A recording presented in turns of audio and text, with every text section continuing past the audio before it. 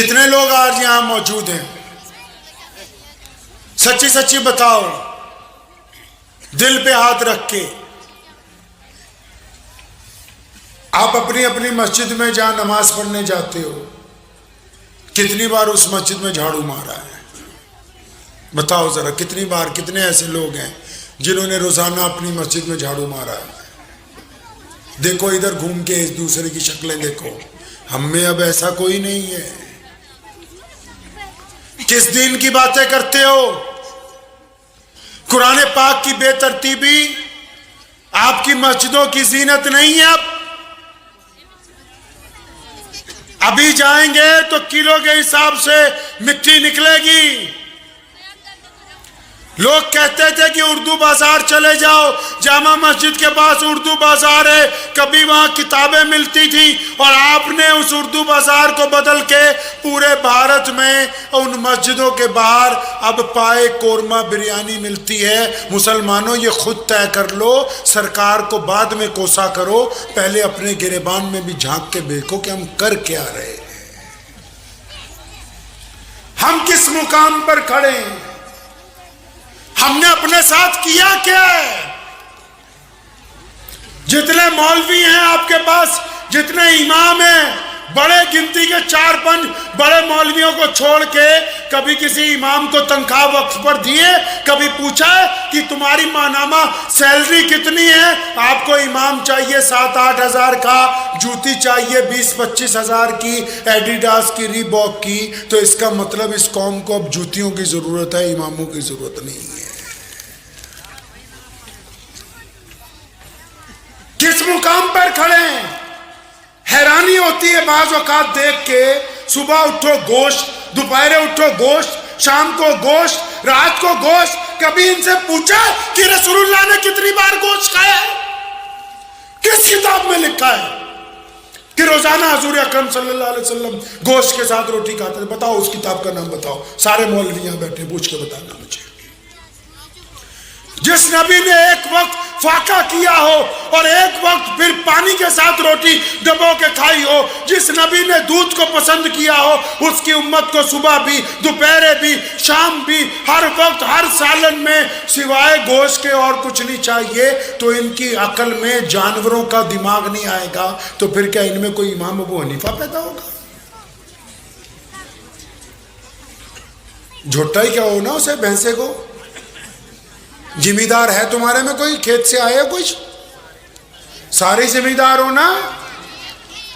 دو جھوٹوں کو ایک جگہ باندھ سکتے ہو ایک کھوٹے پہ ہیں؟ تو جو صبح شام دوپہرے ہر وقت ہی وہی کھا رہے ہیں۔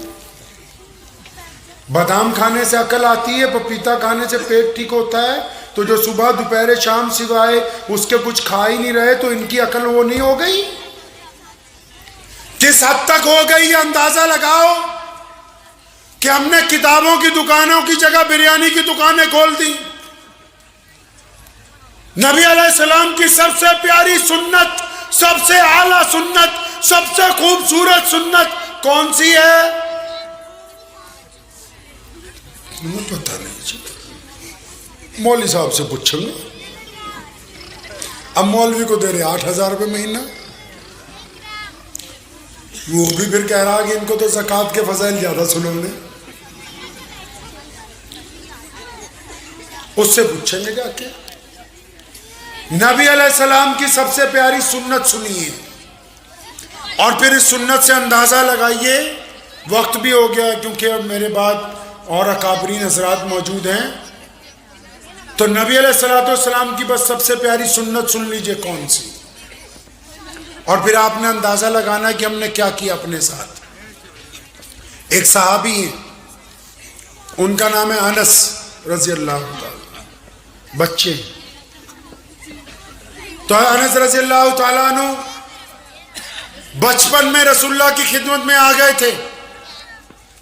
فرماتے ہیں کہ میں روزانہ میرے ذہن میں ایک بات آتی تھی کہ انس نبی علیہ السلام اتنا پیار کرتے ہیں، اتنا پیار کرتے ہیں، اتنا پیار کرتے ہیں، ان کو یار کبھی غصہ ہی نہیں آتا؟ ان کو غصہ نہیں آتا کبھی؟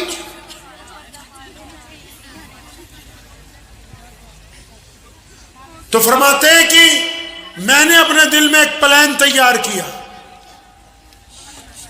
فرماتے ہیں کہ میں نے یہ سوچا کہ کچھ ایسا موقع بنایا جائے، ایسے حالات بنائے جائیں کہ پیارے نبی علیہ الصلوۃ والسلام مجھ پر غصہ ہوں اور میرے ایک آدھی چپت یا ایک آدھا مکہ لگ جائے، تاکہ سارے صحابہ یہ کہتے ہیں کہ رسول اللہ ہم سے بڑا پیار کرتے ہیں. تو ان 1,24,000 صحابہ میں صرف انس یہ کہے گا کہ میں نے رسول اللہ کی مار بھی کھا رکھی ہے. بات تو بالکل ٹھیک تھی، پلاننگ تو اچھی تھی کہ اپنے آپ کو منفرد بنانا کوئی بری بات نہیں کہ سب لوگ کہیں گے انس کو یہ درجہ بھی ملا. فرماتے ہیں کہ اب میں اس چکر میں رہتا تھا کہ کوئی دن ایسا آئے، کچھ ایسی بات ہو جائے کہ میرے کان کھنچ جائے یا ایک آدھی چپت لگ جائے. فرماتے ہیں لیکن بہت دن گزرنے کے بعد بھی موقع نہیں ملا. کہتے ہیں کہ ایک دن ایسا ہوا اچانک کہ رسول اللہ صلی اللہ علیہ وسلم کے جو پرسنل سیکٹری تھے نا، کون؟ سیدنا بلال رضی اللہ تعالیٰ عنہ اور سیدنا ابو ہریرہ رضی اللہ تعالیٰ عنہ، یہ دونوں اچانک کسی کام سے باہر گئے. عصر کے بعد کا وقت تھا، کچھ مہمان ملنے آئے. ہمارے نبی علیہ السلام سے پوری دنیا سے لوگ ملنے جاتے تھے. آپ کو یہ بات پتہ نہیں ہوگی کہ رسول اللہ کو پوری دنیا سے لوگ ملنے جاتے ہوں گے. آپ کو یہ بھی نہیں پتا ہوگا کہ رسول اللہ نے اپنی ماں کے لیے اپنی چادر بچھائی. آپ کو یہ بھی نہیں پتا کہ رسول اللہ نے 63 سال کی عمر میں حجۃ الوداع کے موقع پر آخری رات اپنی ماں کی قبر کے پاس میں گزاری. آپ کو یہ بھی نہیں پتا ہوگا کہ رسول اللہ کے والد محترم حضرت عبداللہ کی قبر مدینہ منورہ میں ہے. آپ کو یہ بھی نہیں پتا کہ بیت اللہ کی فتح مکہ کے موقع پر رسول اللہ اپنی بہن ام ہانی کے گھر گئے تھے، کیونکہ آپ کو سوائے فتووں کے اور کچھ پتہ ہی نہیں ہے. آپ نے کبھی رسول اللہ کو تلاشا ہی نہیں ہے. آپ نے سوچا کہ صرف دین یہی ہے کہ 4-5 تسبیحاں کرو. اس دین کے لیے، پیارے نبی علیہ السلام کے لیے اللہ تعالیٰ نے قرآن پاک میں باقاعدہ اعلان کیا ہے. ہماری حالت اتنی پست ہو گئی ہے، اتنی پست ہو گئی ہماری حالت کہ ہمیں آج دین کا کچھ پتہ ہی نہیں ہمیں دین کا ہے کیا. آپ اندازہ لگائیں، میں آپ کو 2 باتیں پوچھتا ہوں، اس کے بعد یہ واقعہ پورا سنا دوں گا انشاءاللہ. یہ سامنے جو بیٹھا، کیا نام بیٹا تمہارا؟ آپ کا نام کیا ہے؟ ہاں؟ نماز کیوں پڑھتے ہیں؟ فرض ہے. انس نے کہا میں نماز اس لیے پڑھتا ہوں کہ فرض ہے. آپ مولوی صاحب کیوں پڑھتے ہو نماز؟ نماز فرض ہے. آپ جی؟ ہاں فرض ہے. آپ کیوں پڑھتے ہو؟ فرض ہے. ان پہ تو فرض ہی ہے سب پہ. آپ جی؟ ہاں فرض ہے. آپ ساروں بھی فرض ہوئی ہے. خوشحال پور والوں نے تو کمال ہی کر رکھا. قرآن شریف میں لکھا ہے کہ نماز کیوں پڑھتے ہیں؟ کیا اس لیے پڑھتے ہیں کہ فرض ہے؟ بتاؤ، اتنے لوگ بیٹھے ہو، کہاں لکھا ہے کہ نماز ہم اس لیے پڑھتے ہیں کہ یہ صرف فرض ہے؟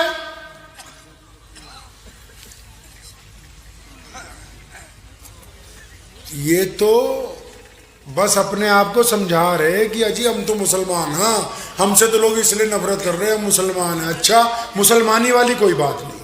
آؤ ادھر سن لو جی. ہاں جی، انہوں نے کہا نماز اس لیے پڑھتے ہیں کہ میں نماز برائی سے روکتی ہے.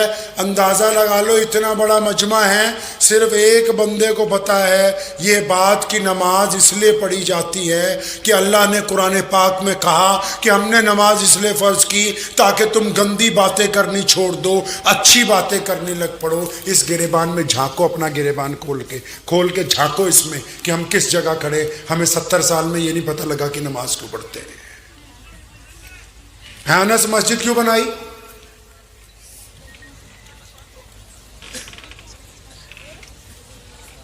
ہاں جی چچا، مسجد کیوں بنائی؟ نماز پڑھنے کے لیے. ہاں جی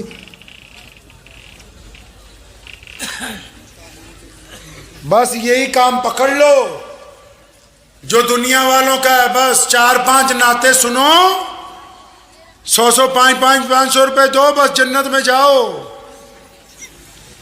مل گئی جنت کی ٹکٹ. باپ تمہارا مر جائے قرآن مولوی سے پڑھوا لو. پھر جب بچہ بیمار ہوتا ہے تو باپ کو بول دیا کرو کہ جا کے ٹیکا لگوا لے. یہ جو انس تجھ سے پوچھ رہا پتا ہے اسے بھی کچھ نہیں.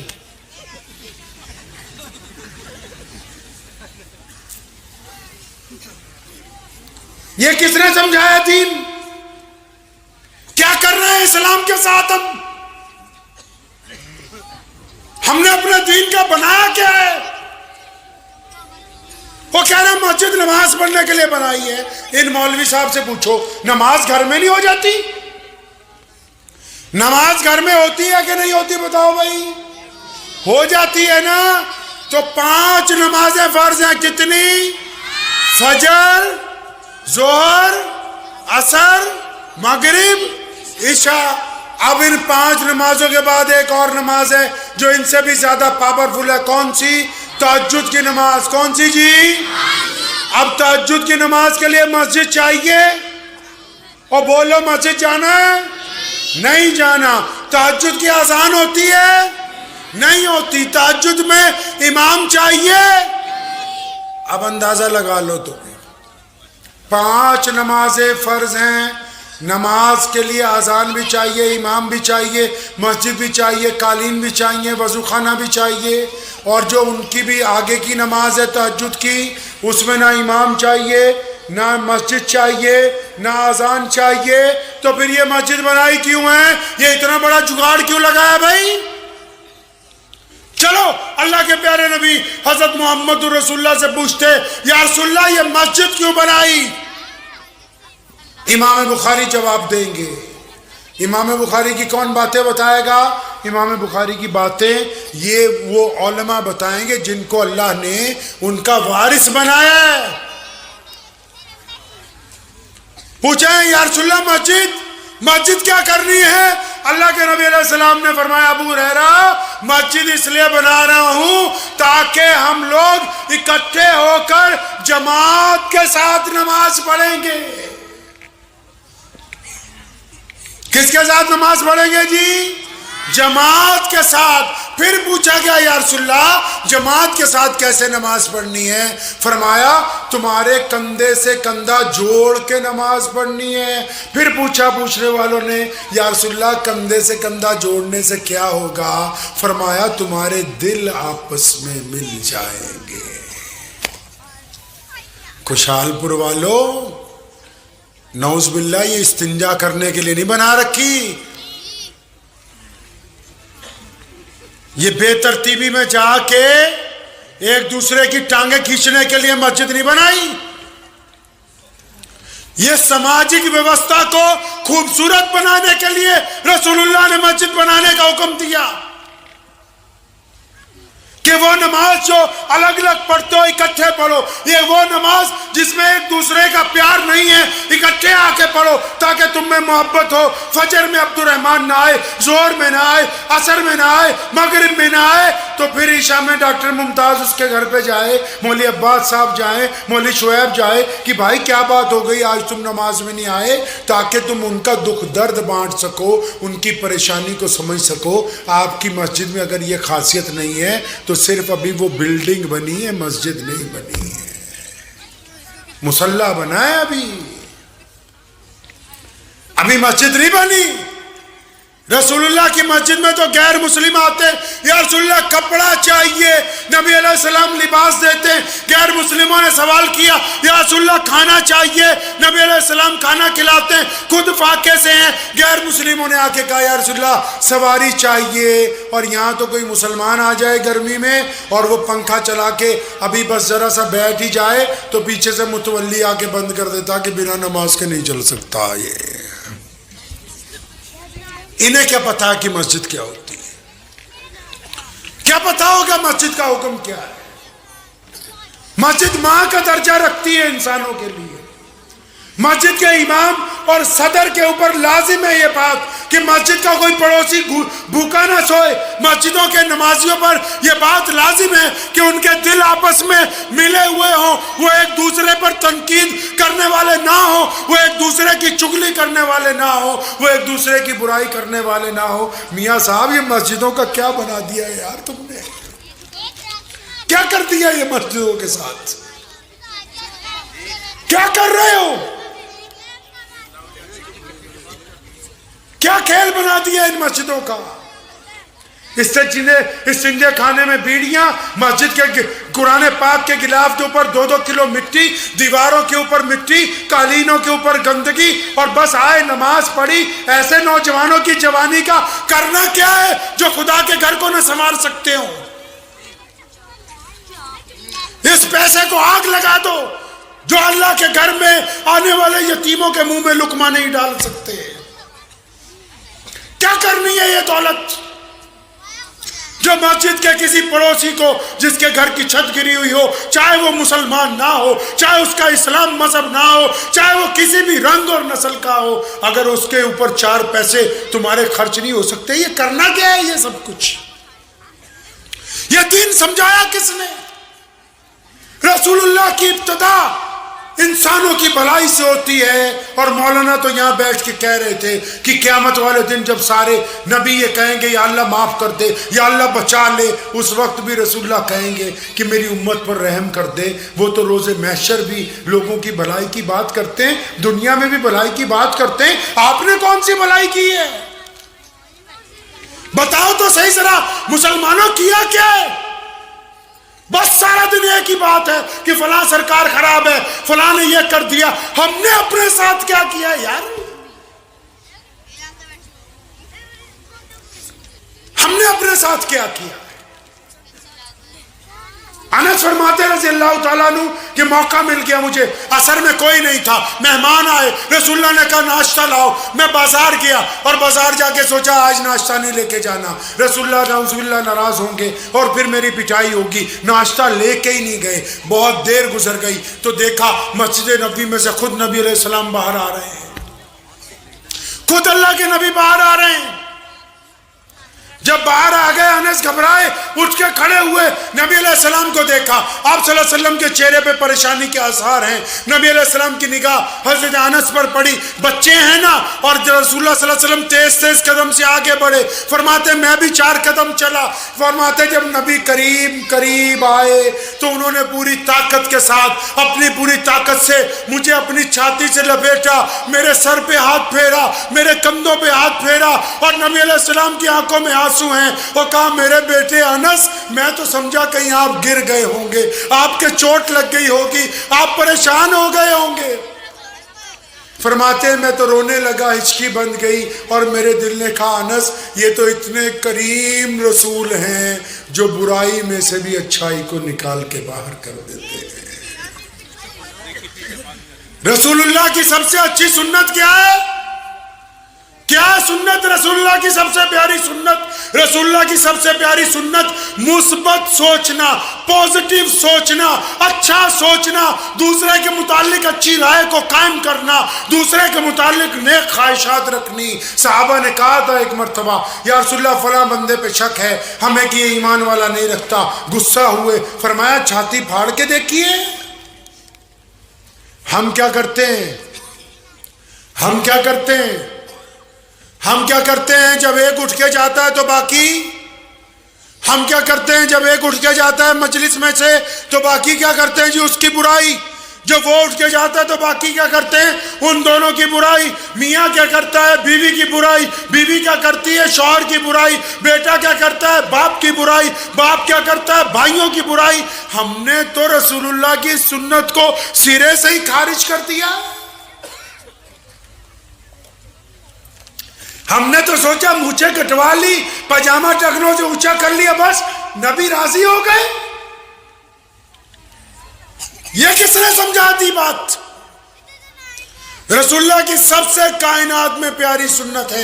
ये दीन हम तक इसलिए पहुंचा कि नबी अलैहिस्सलाम जब सोचते थे पॉजिटिव सोचते थे, उनके सहाबा जब सोचते थे पॉजिटिव सोचते थे। आज भी पूरी दुनिया के जो मुसलमान हमें छोड़ के जब सोचते हैं पॉजिटिव सोचते हैं। और हम कैसे सोचते हैं बताओ, ईमानदारी से दिल पे हाथ रख के, क्या हमने कभी सही सोचा है? फिर काहे का रोना है यार कि हमारी नमाज नहीं होती, रोज़ा नहीं होता, हज नहीं होता। कुरान ने कहा ना वैलुल कुल्ली हुमाज़ातिल लुमाज़ा, कि वैल और तबाही है उन लोगों के लिए जो दूसरों की चुगलियां करते भी हैं और फिर उनको आगे सप्लाई भी करते हैं। हम तो दीन को धंधा समझ रहे हैं, हम तो इसको एक कारोबार की तरह इस्तेमाल कर रहे हैं कि बस एक्स्ट्रा ऑर्डिनरी। जब मस्जिद में जाएं तब हम मुसलमान हो, बाहर हम बेईमान। मस्जिद में हम मुसलमान, बाहर हम सूदखोर। मस्जिद में हम मुसलमान, बाहर हम शराबी। मस्जिद में मुसलमान, बाहर हम गाना बाना बजाने वाले। ये कौन सा दीन है भाई? ये तो इस्लाम नहीं है। मुझे उम्मीद है कि आपको ये वीडियो पसंद आई होगी। अगर पसंद आई हो तो ये आप अपने दोस्तों के साथ शेयर करें और इस चैनल को सब्सक्राइब जरूर करें।